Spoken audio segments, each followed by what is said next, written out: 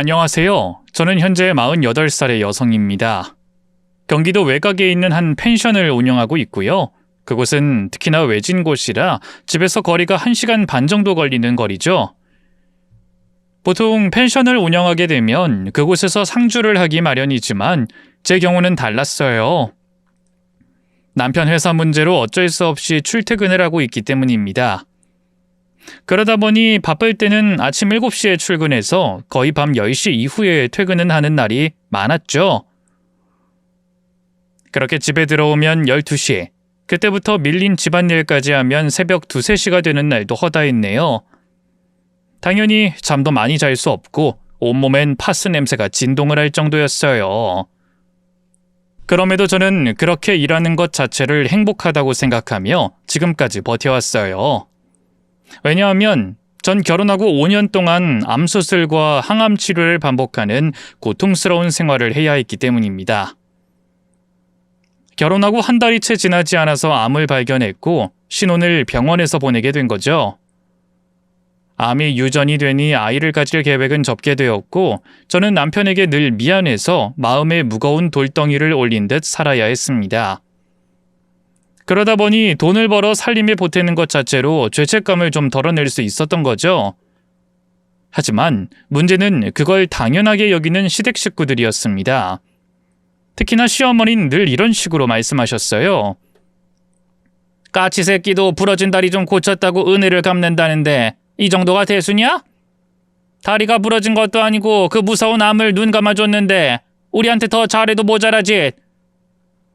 아니 내가 많은 걸 바라는 것도 아니고 지금까지 준 것에 딱 50만 원만 더 달라는 거잖아. 그것도 못해? 저도 할 수 있으면 드리고 싶어요. 하지만 집 대출금이며 저희 어머니한테 들어가는 돈까지 생각하면 지금 드리는 것도 충분히 많은 편이라. 그러니까 너희 엄마한테 주는 돈은 그렇게나 많은데 왜 그렇게 차별을 하냐 이거야. 입장 바꿔서 생각해봐라. 내 아들 영택인 신혼을 암 환자 치료하면서 보냈고 그 좋아하는 아이까지 낳지 못하게 됐어. 즉 네가 우리 집 대를 끊었다고 봐야 하는 건데 이 정도가 아까워? 아까운 게 아니라 어머님, 아까운 거지? 이제 좀 살만하니 은혜를 갚아야겠다는 생각이 안 드는 거 맞잖니? 아이고 기가 막혀. 그깟 푼돈 좀 번다고 유세란 유세를 이렇게 떨어서야. 내 어디 서러워 살겠니? 양가 부모님에게 공평하게 돈을 들이지 않는다면 누구라도 불만이 있을 건 모르지 않습니다. 대부분 결혼한 자녀들은 한쪽에 치우치지 않으려고 노력한다는 것도 모르지 않고요. 하지만 저의 경우는 입장 자체가 달랐습니다. 애초에 펜션은 저희 아버지가 어머니에게 남긴 것이었기 때문이었죠. 노후에 두 분이서 그곳에서 살겠다고 아버지가 벽돌 하나, 나무 한 그루에도 심혈을 기울여 직접 만든 곳이 바로 그 펜션이었습니다. 하지만 아버지가 갑자기 돌아가시고 어머니 혼자서 방법이 없어 제가 관리와 운영을 대신하고 있는 것이었죠.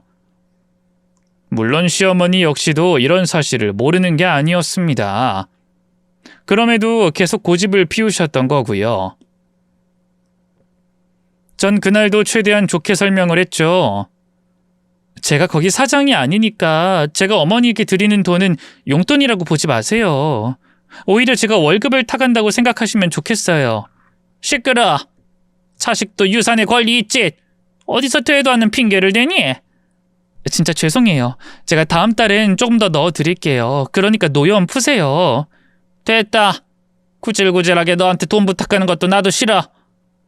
사람이 돈 이야기 꺼내는 게 얼마나 치사스러운 일인지 네가 알아? 됐고 오늘 이 집에 온 김에 청소나 하고 가마. 아니요. 제가 오늘 쉬는 날이니까 제가 할게요. 비켜. 내가 할 테니. 용돈 받는 입장에 내가 뻔뻔스럽게 그냥 가겠니? 살림도 엉망해. 온 집안 꼴이 이 모양인데 너한테 맡기느니 그냥 내 손 더럽히는 게 100번 맘 편하지. 시어머니는 항상 그런 식이었습니다. 제가 요구하는 돈을 주지 않는 날이면 온 집을 들쑤셔놨죠.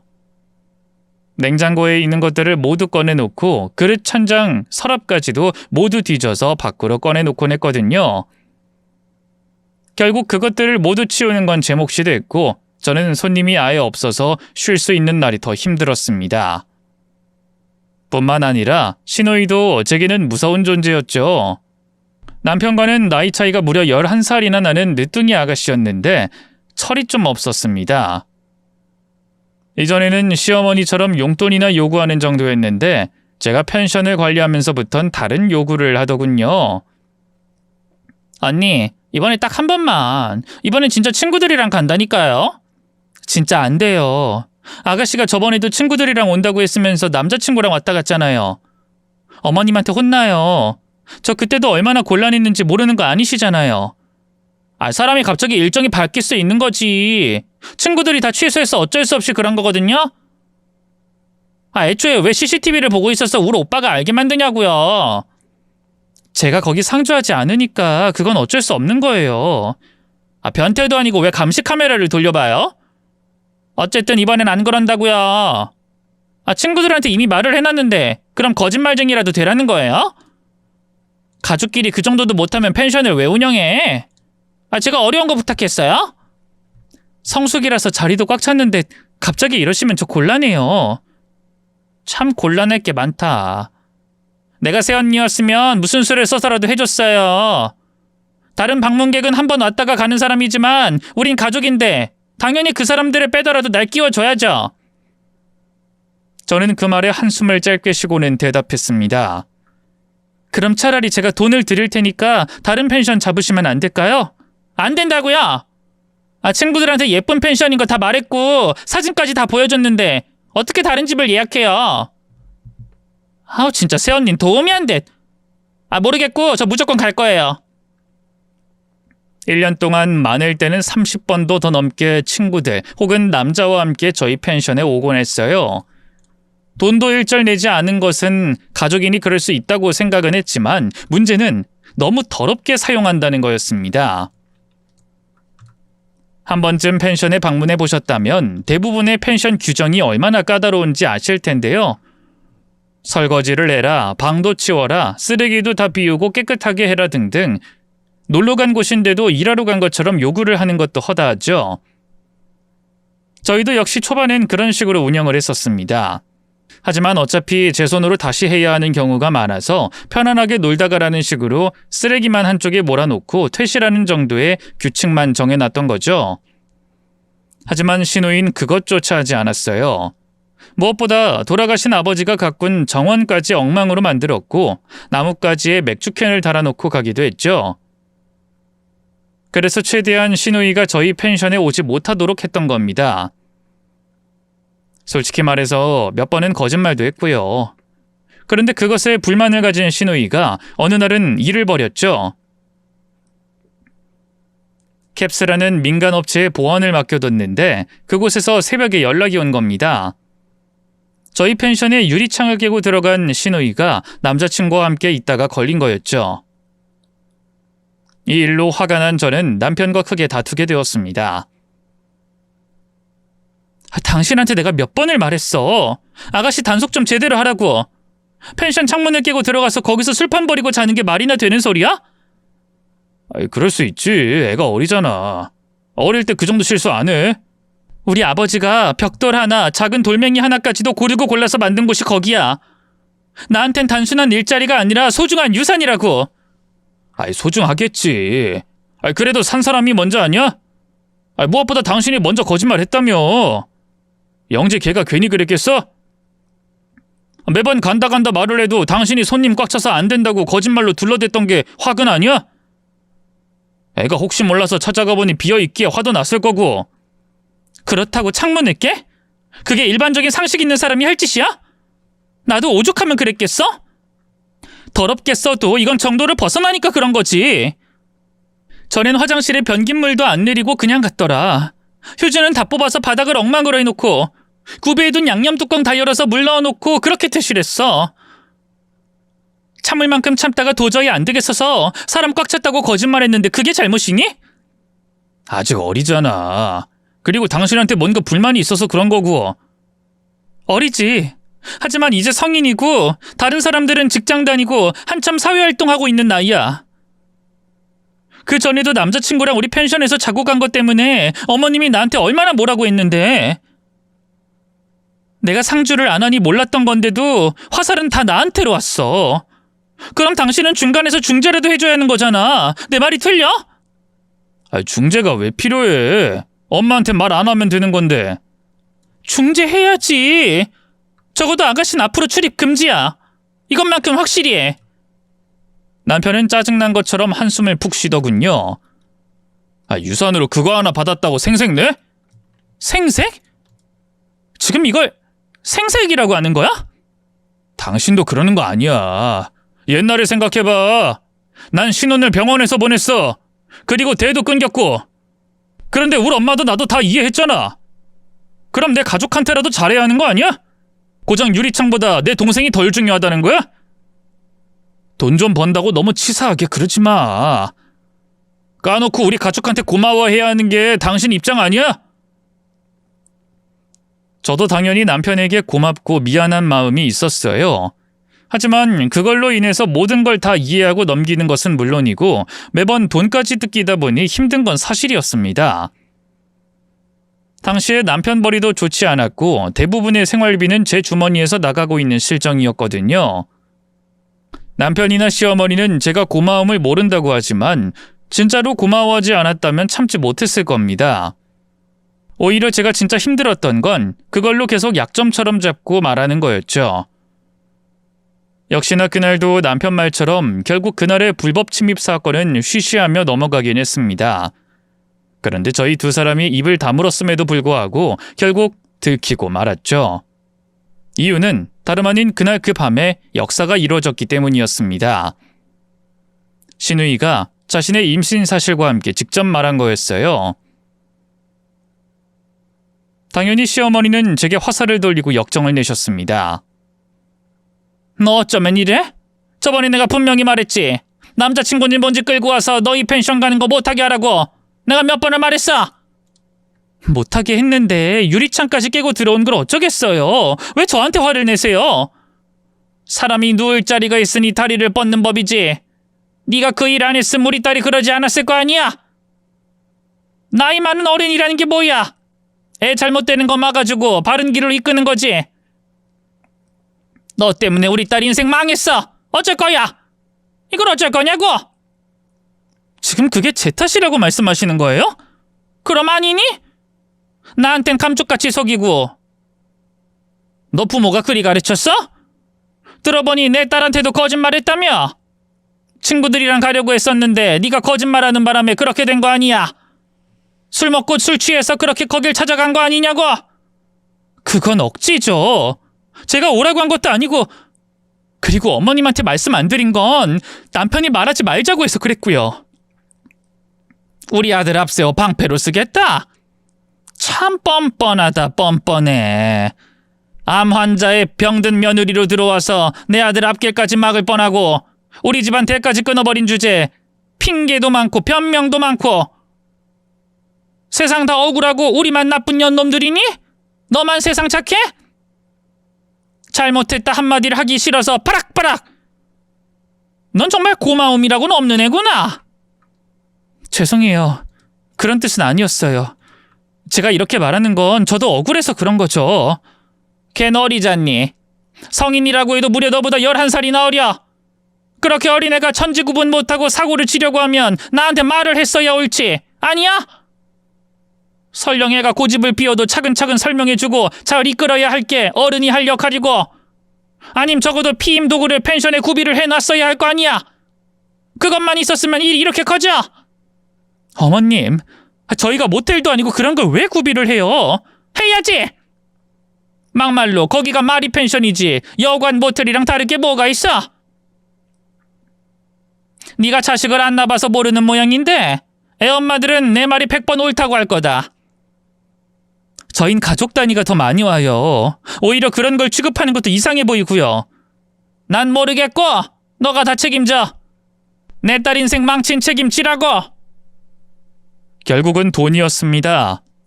임신한 거야 어쩔 수 없으니 애를 낳고 결혼을 시킬 모양이었죠. 일단 두 사람이 살 집이 필요하니 보증금을 제게 달라고 한 겁니다.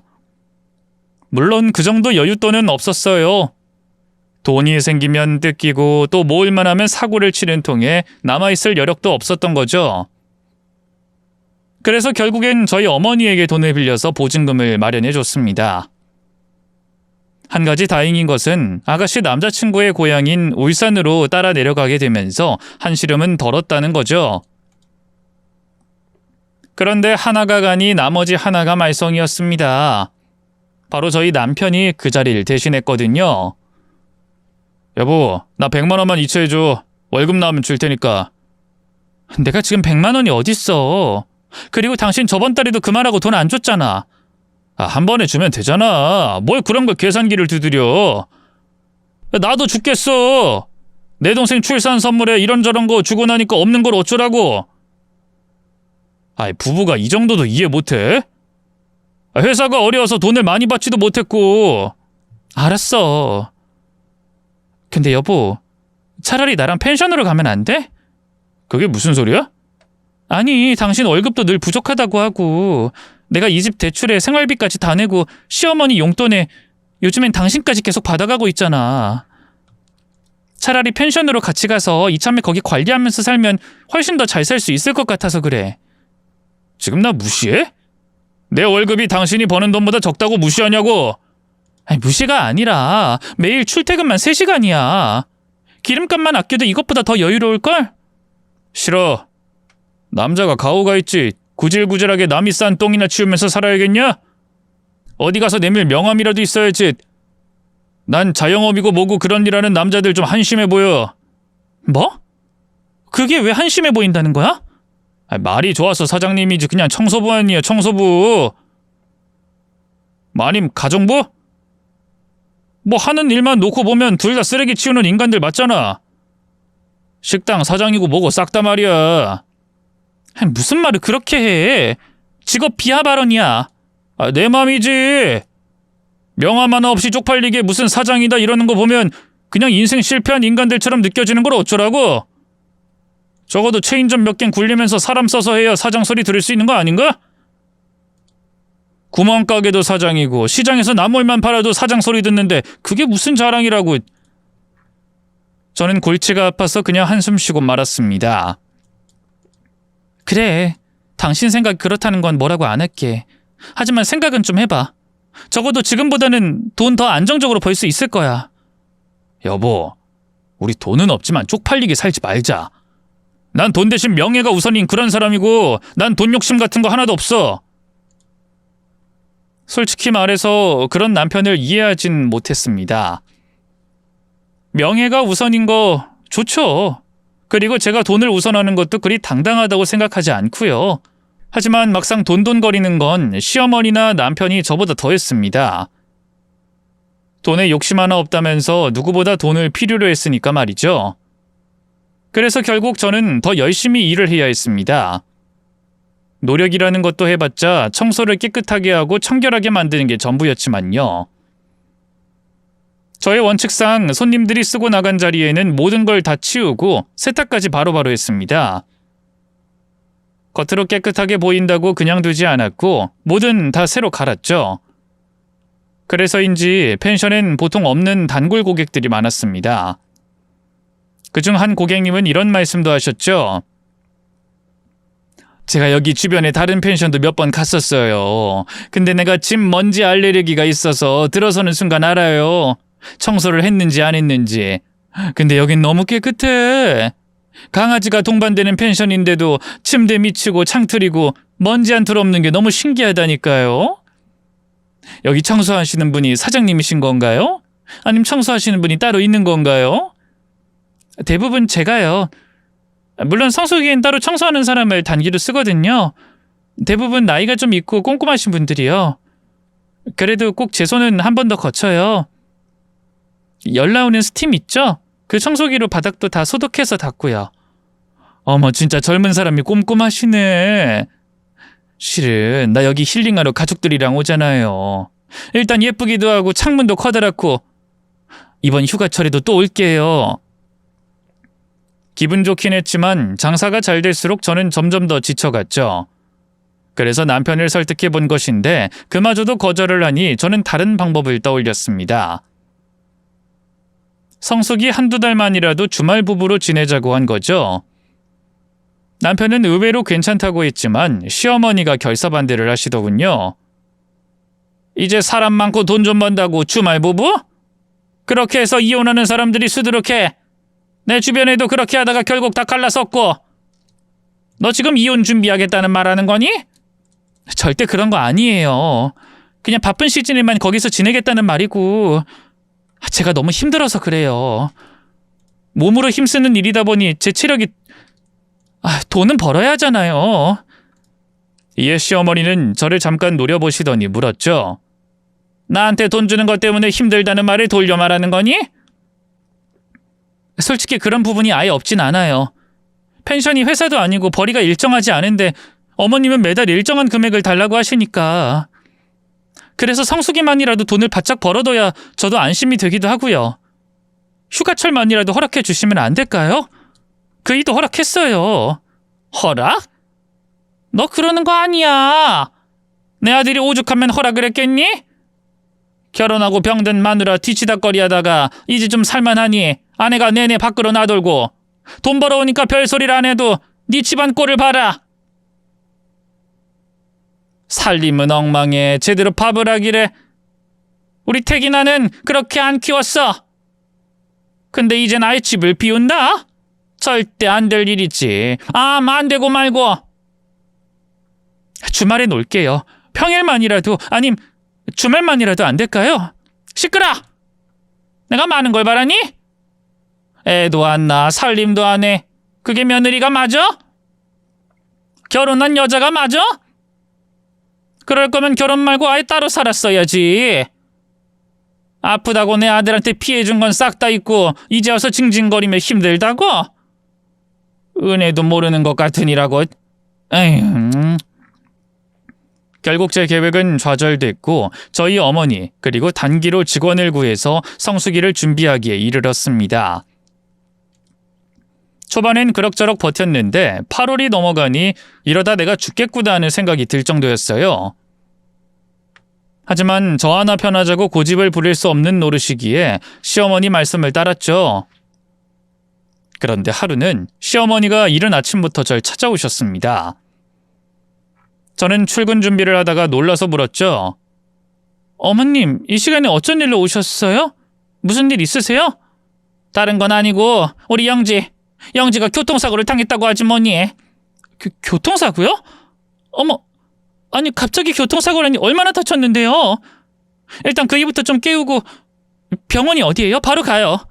됐어, 그런 건 우리가 알아서 하마. 그렇게 많이 다친 것도 아니고.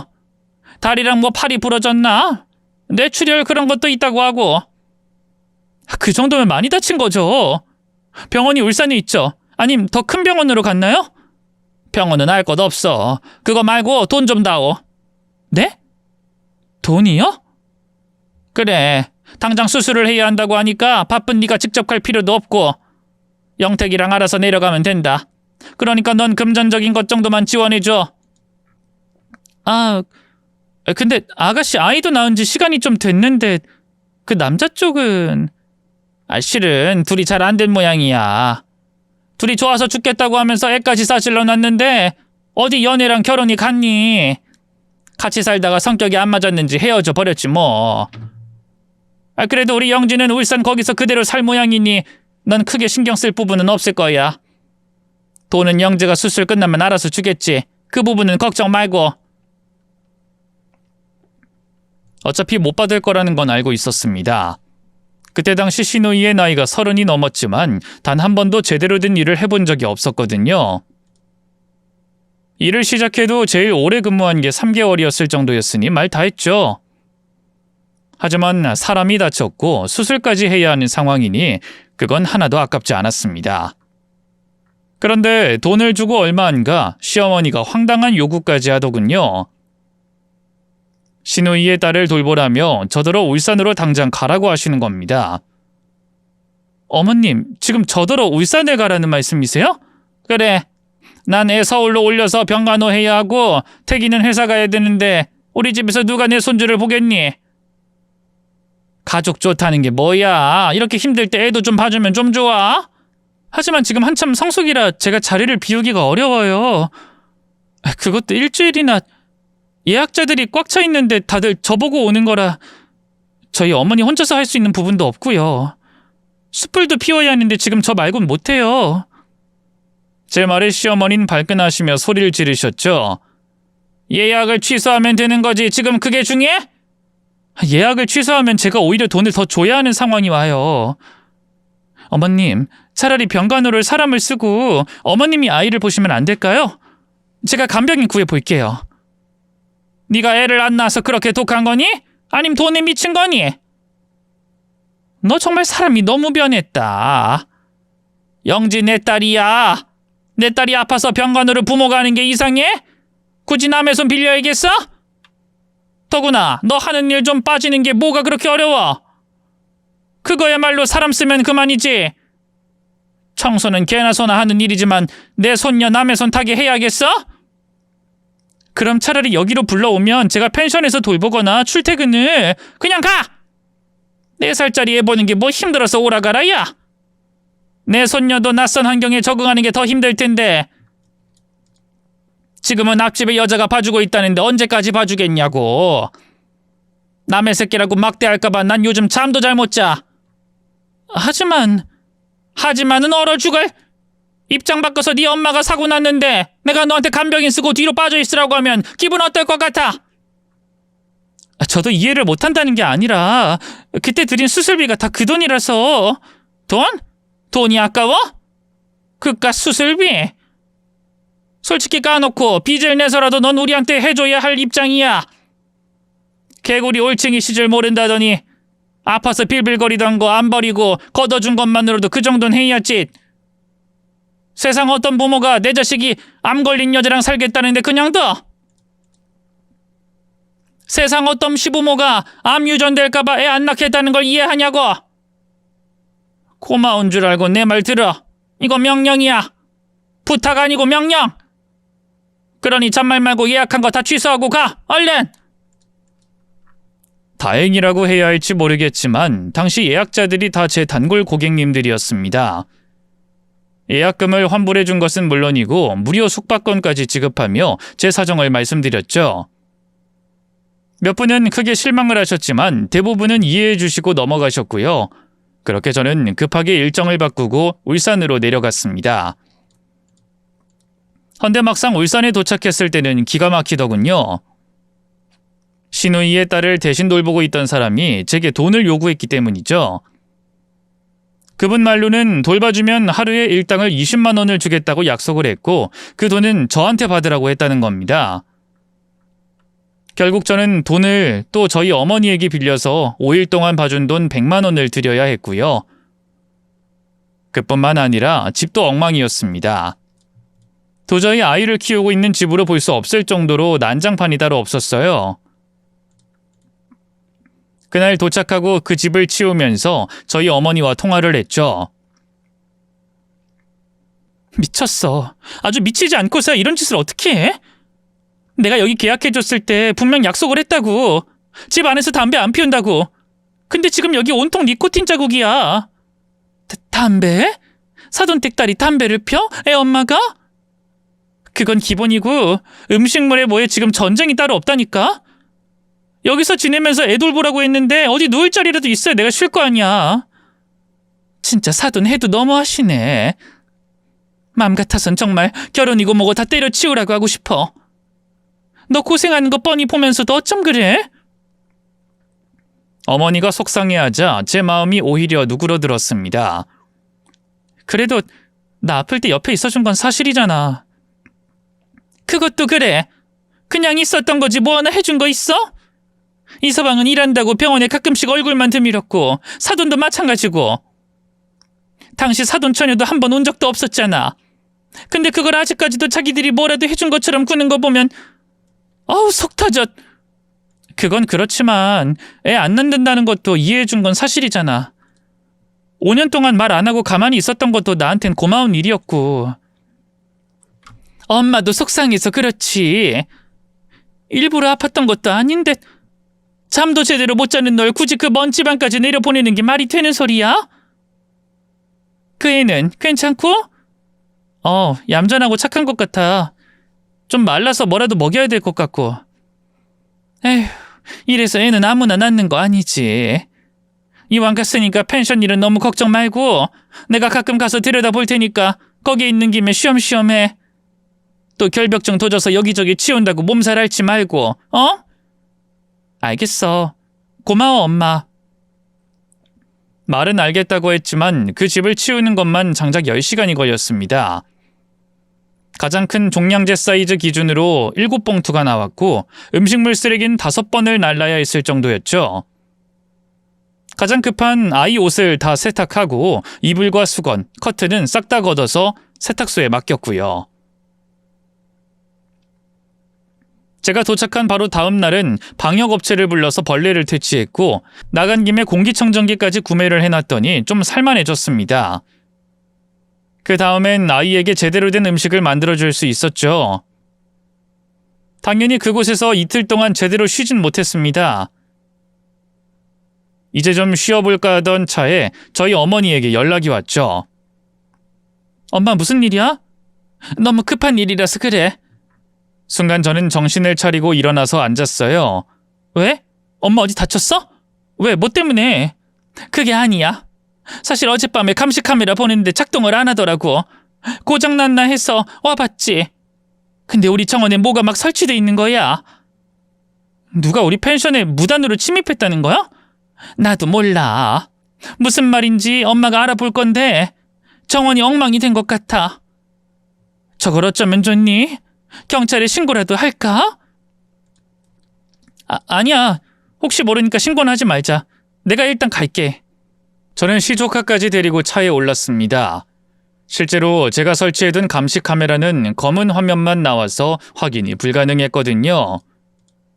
이전 같았으면 바로 신우이를 의심했을 텐데 병원에서 수술받아 누워있는 사람이 할 수 없을 테니 일단은 직접 보기로 했던 겁니다. 한참을 그렇게 가고 있을 때 다시 휴대전화가 울렸습니다. 저희 어머니가 뭔가를 알아냈구나 싶어 바로 받았죠. 딸 어디야? 다 와가는 거야? 한 1시간 정도 남았어. 왜? 아니야. 혹시나 급하게 오는 거면 나중에 말할래. 너 놀라면 사고 날 것 같아. 괜찮아. 조카까지 데리고 있는데 내가 속도를 낼 것 같아? 무슨 일인데? 실은 사돈이 너 몰래. 어머님? 어머님이? 사돈 그리고 사돈댁 딸 그 지인의 친척들까지 다 와 있다고. 여기서 결혼식을 할 건가 봐. 하얀 꽃장식에 출장 뷔페까지 차려놓고 손님 받는다. 사돈댁 따님 결혼하는 건 너 알았어? 그게 무슨... 엄마가 잘못 본 거 아니야? 아가씨가 왜? 아가씨 병원에서 수술한다고 그랬는데 무슨 결혼? 그리고 아이 아빠랑 잘 안 됐다고 들었어. 헤어졌다고. 근데 갑자기 결혼? 그것도 나한테 말도 안 하고 결혼을 한다고? 심지어 애는 여기 두고? 정말 해도 너무하네. 아무래도 너 일부러 거기로 보낸 것 같다. 애나 보라고. 그리고 펜션을 비워줘야 자기들이 결혼 날짜 맞출 수 있으니 거짓말을 한 거지. 내가 가서 따질까? 엄만 심장도 안 좋으면서 그냥 가만히 있어. 내가 해결할게.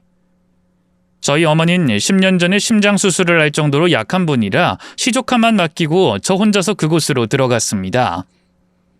헌데 들어서는 순간 머리가 돌아버리는 것 같았죠.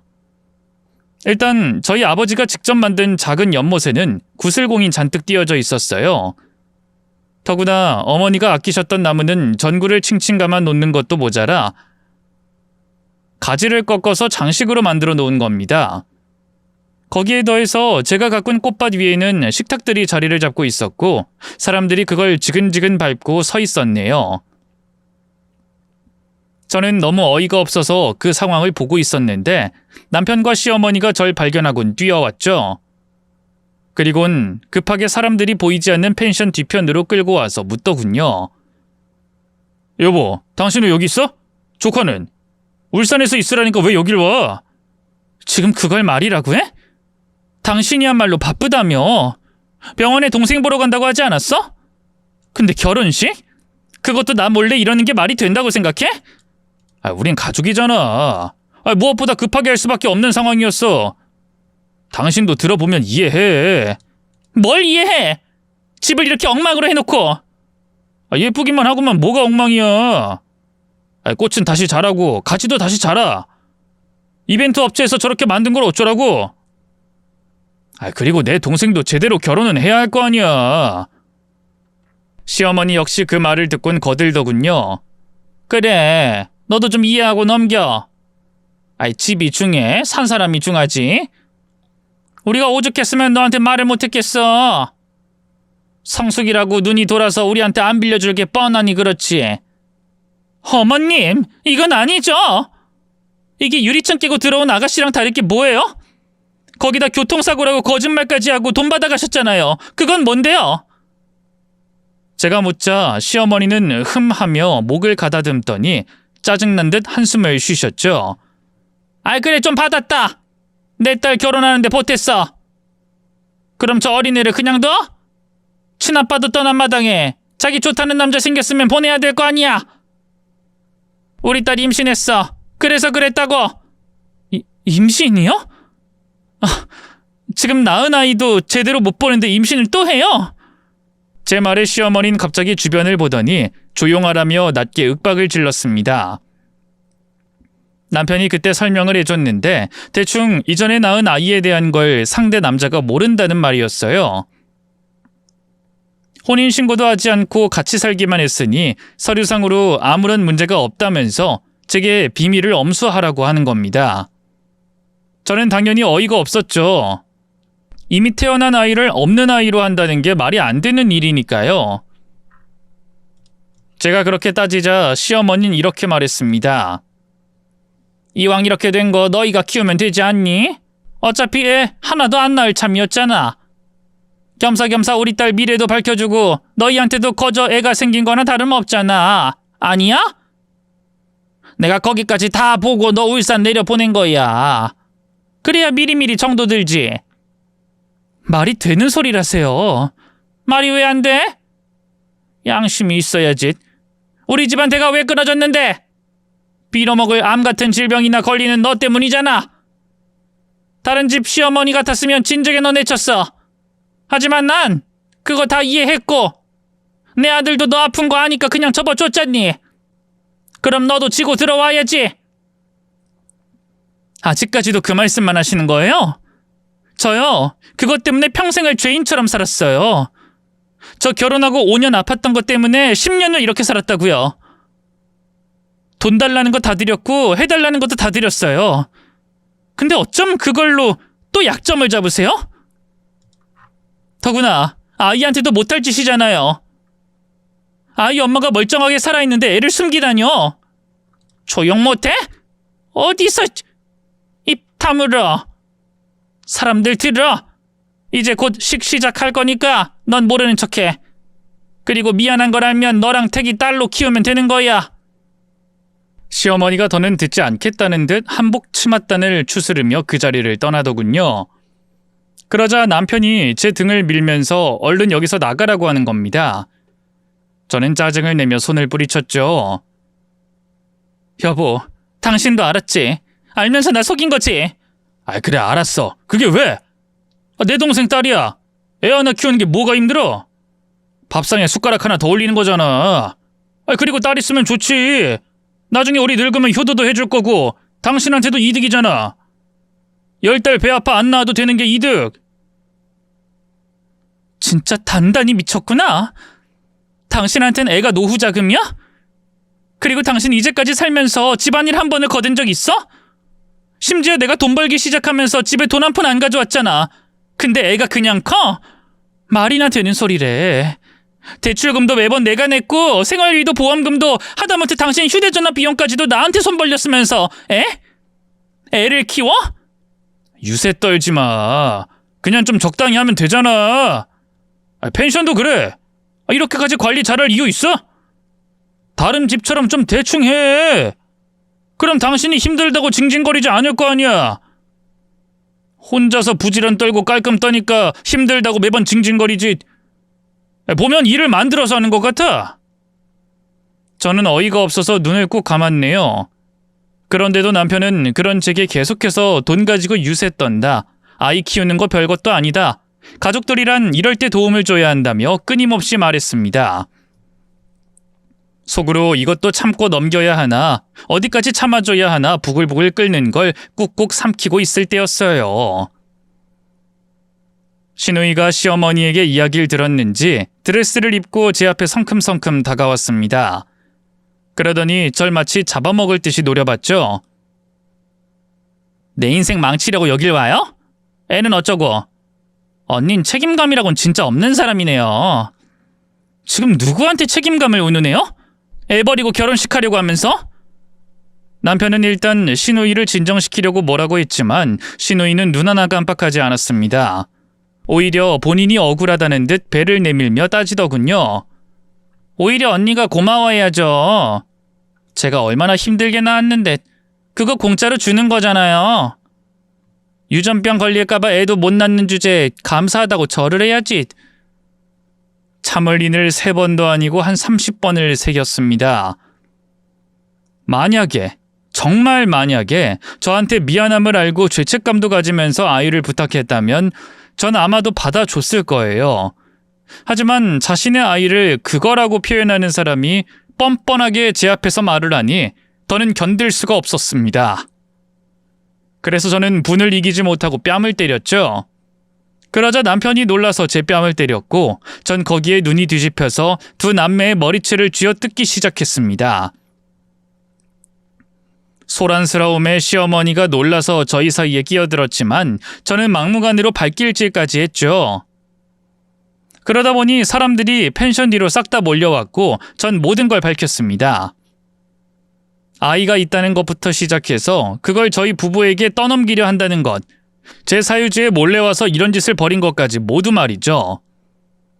그 사람들 중에 시누이가 결혼하려는 사람의 가족이 있었는지 시누이에게 따져 물었고 시누이는 저를 그냥 미친 사람 취급을 했습니다. 저 여자가 좀 정신이 나가서 그래요. 저는 저 사람 몰라요. 제가 애라니.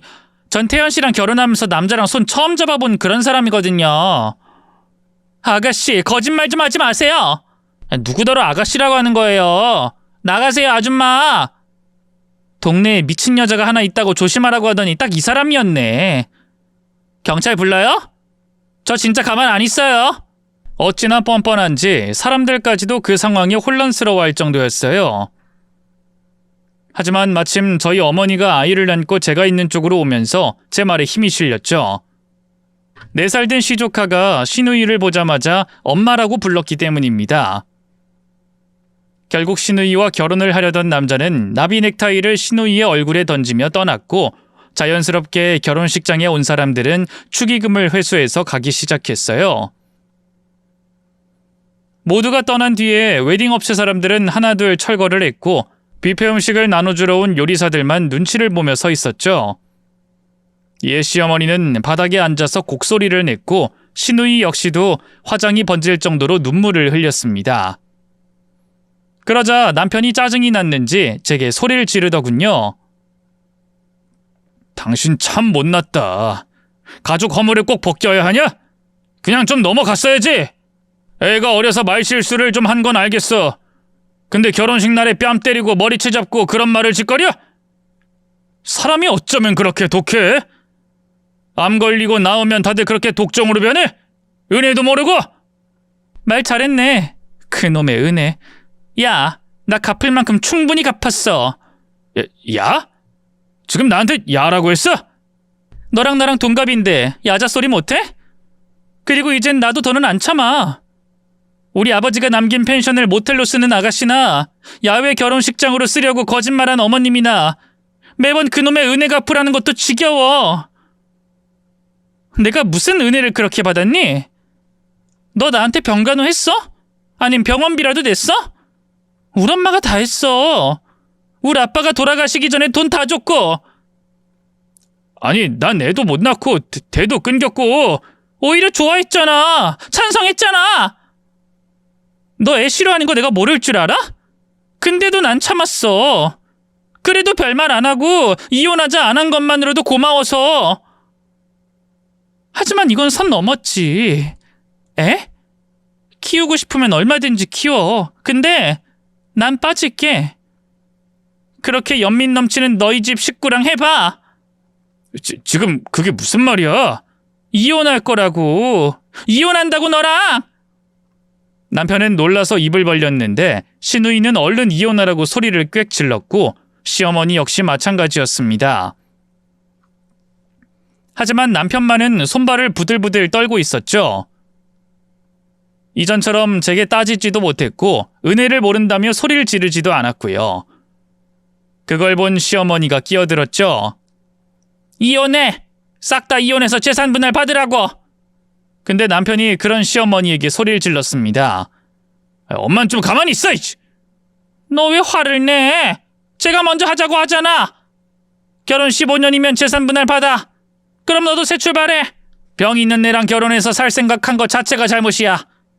지금이야 완치됐다지만 재발하면 집안 살림 거덜낸 년이야 저게. 암은 가족을 죽이는 병이란 말도 못 들었어? 닥치라고! 내가 조용히 하라고 했잖아! 남편의 발언에 시누이도 놀랐는지 울다가 울음을 뚝 그치고는 남편에게 따졌죠. 엄마한테 그게 무슨 말버릇이야? 오빠 미쳤어? 저런 년이랑 이혼 왜 못하는데? 애가 있는 것도 아니고 오빠 매번 이혼하고 싶다고 노래 불렀잖아. 이 미친년이 지금 누구 앞이라고 헛소리래. 내가 언제? 어제도 그랬잖아. 말 안 들을 때마다 명치 한 대 때리고 싶다고 안 그랬어? 그때 남편은 시누이의 뺨을 때렸습니다. 정말이지 퍽 하는 소리가 들릴 정도로 말이에요. 그러더니 남편이 대뜸 제 앞에 무릎을 꿇는 겁니다. 여보, 영지 말은 믿지 마. 나 정말 그런 적 없어. 그러니까 이혼은 하지 말자. 내가 엄마랑 내 동생 단속할게. 잘할게. 그리고 당신이 원하면 펜션 관리도 같이 해. 예전부터 그러고 싶었다며. 당연히 애도 우리가 안 볼 거고. 난 당신 없으면 정말 아무것도 아니야. 우리 살아온 정도 있고. 이혼이라니. 다 늙어서 이혼이라니. 그건 아니지. 저는 기가 차서 물었죠. 언제는 남의 똥 치우고 쓰레기 치우는 거 안 한다며. 명예가 있다며. 내가 중재해달라고 그렇게 말할 땐 한 번을 안 하더니 이제 와서? 여보, 솔직히 내가 왜 내 동생년 때문에 이혼남으로 살아야 해? 당신이 원하면 엄마랑도 인연 끊을게. 그럼 되잖아. 우리 둘만, 우리끼리만, 저는 오히려 갑자기 그렇게 나오는 게 너무 이상했습니다. 가족들의 정인이 가족들이란 원래 그런 거라는 식으로 말하던 사람이 갑자기 절연까지 선언한 꼴이 우스웠죠. 뭔가 숨긴 게 있구나 하는 의심이 드는 찰나에 한 대 맞고 넋이 나가 있던 시누이가 악을 쓰며 말했어요. 백수로 백을 긁으면서 집에 붙어 살려고 그러는 거잖아. 절연? 나도 오빠 꼴도 보기 싫어. 회사에서 잘린 거 숨기려고 PC방이나 돌아다닌 주제 우리 책임으로 왜 몰아? 너 조용히 못해? 내 말 맞잖아. 왜? 더 말이죠? 남편은 무려 5년 동안 백수로 있었다고 하더군요. 제가 집에 있을 때는 출근한 척 PC방에서 하루 종일 게임을 했고 제가 일을 나가는 날은 집에서 버텼다고 합니다. 당연히 저에게 생활비를 줄 수도 없었으면서 뻔뻔하게 시누이에게 용돈을 줬다는 식으로 거짓말해왔던 거였고요. 다만 저를 속이기 위해서 입은 맞춰야 하니 시누이에게만 비밀을 밝히게 된 거죠. 하지만 더 충격적인 건 오로지 본인이 편하고 싶어서 제가 그렇게 힘들어하는데도 이사까지 거부했다는 거였습니다. 명예니 뭐니 하면서 제가 고생하는 걸 알면서도 말이죠. 그런데 그 와중에도 시어머니만큼은 이혼을 하라고 계속 종용을 하더군요. 알고 보니 제가 운영했던 펜션도 나눌 수 있을 거라고 착각을 했던 거였고 저희가 살던 아파트 역시도 반으로 가르려고 했던 겁니다. 그것만 받으면 잘 살 수 있다는 시어머니에게 남편은 소리를 질렀죠. 모르면 가만히 있으라니까 왜 자꾸 나서 아들 인생 망치고 싶어? 이 펜션은 애초에 이 사람 명이 아니야. 유산은 재산 분할 대상도 아니고 그리고 그 아파트는 이 사람이 결혼하기 전에 당첨된 거란 말이야. 난 대출금도 한 번을 낸 적이 없었고 더구나 이혼하면 영지도 그 보증금 빼야 돼. 알긴 알아. 그래도 털면 뭐든 안 나오겠어? 엄마가 다 썼잖아. 빌어먹을 엄마랑 영지 밑으로 이 사람 돈 다 갔잖아. 이제 어쩔 거야? 이제 앞으로 우리 식구 어쩔 거냐고? 그러게 내가 이러지 말자고 했지. 엄마가 괜찮다고 상관없다고 진행할 때 내가 아예 인연을 끊었어야 했어. 이씨. 너 지금 말 다 했어? 지가 무능해서 회사 잘린 주지 뭐? 시댁 식구들은 이내 목에 핏대를 세우고 멱살까지 잡으며 누가 더 잘못했는지 싸우기 시작했습니다. 저는 그런 모습에 질려서 경찰을 불렀고 그들을 모두 내쫓았죠. 다행히 헤어졌던 남자 쪽 집에서 키우겠다고 나서며 상황이 일단락됐죠. 뒤이어 저는 시누이가 살던 곳도 전세 계약을 해지해버렸습니다. 당연히 시어머니가 기대했던 재산 분할도 남편은 받을 수가 없었어요. 오히려 저한테 위자료를 토해내야 했죠. 도중에 남편이나 시댁 식구들이 차례로 찾아와 울고 빌고 죽겠다고 협박하는 게 골치가 아프긴 했지만 어쨌든 그렇게 현재는 완전히 서류상 정리를 했고 저는 아주 평화롭게 펜션에서 어머니와 함께 잘 지내고 있네요. 이 일을 겪으면서 저는 많은 생각을 했어요. 누구도 혼자선 살 수 없고 저 역시 많은 이들의 손에 이끌려 여기까지 왔죠. 그래서 진심으로 고마웠습니다. 그 손길 하나하나가.